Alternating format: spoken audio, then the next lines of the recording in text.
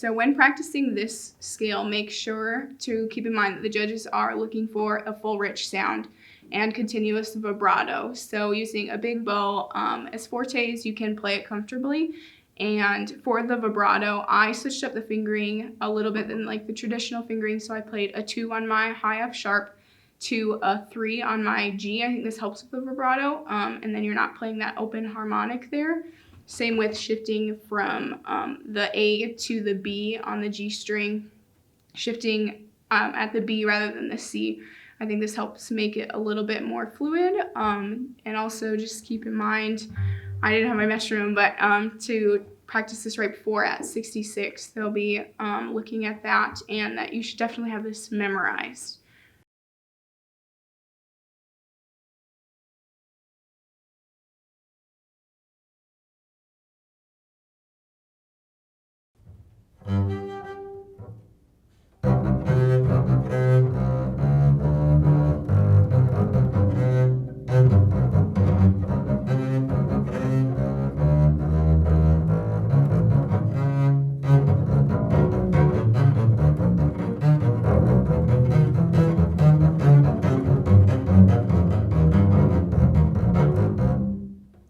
So a few things to keep in mind when practicing the etude. I worked a lot on octaves as well as especially like the half step jumps going, or half step intervals going up.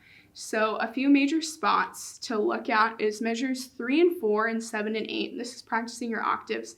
So for measure 3 and 4, I would practice just going from the low A flat. So with my fingering, you start on a 2 on the E string and then going to the high A flat with a 4.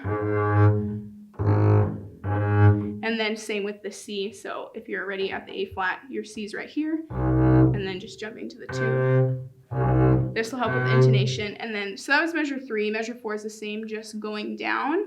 And then if you get this hand pattern, measure 7 and 8 is the same. So you're just going to be shifted up half a step. So you'll be going from A to A, and then C sharp to C sharp.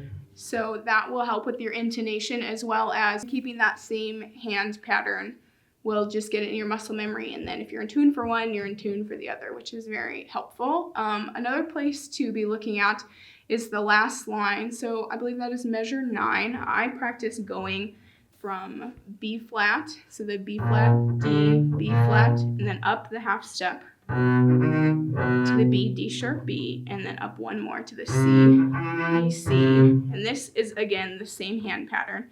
You just need to keep your hand and then practice those half step shifts, and then you can stay. So if you practice just going up or back up from, the D sharp, that will help your intonation a lot. And then this last octave run here, so we're starting on our high F sharp, or F natural, sorry. So starting on our high F, I would practice with your 4th finger going from F to E flat to D to C. And again, you're keeping the same hand pattern. So if we just practice the shifts with our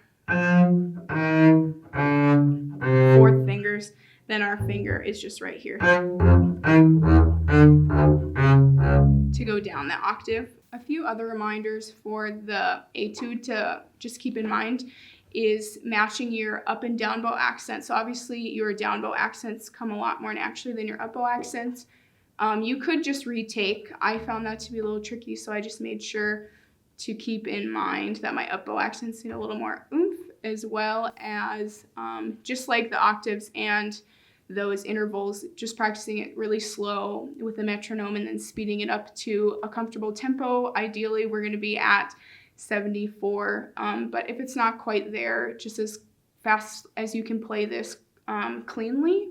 Looking at the last line, one other thing to keep in mind is we could make the top note the loudest note, and we can lead up into it. So if we look at measure 9, this would be the D. So I believe we have 3 of these sets. So just like how we practice these, ideally we want the D sharp, and the E to be accented, as well as if we can hairpin growing to it and then getting back down to grow to the next one. It'll help just with the overall shape of the piece at the end here. So So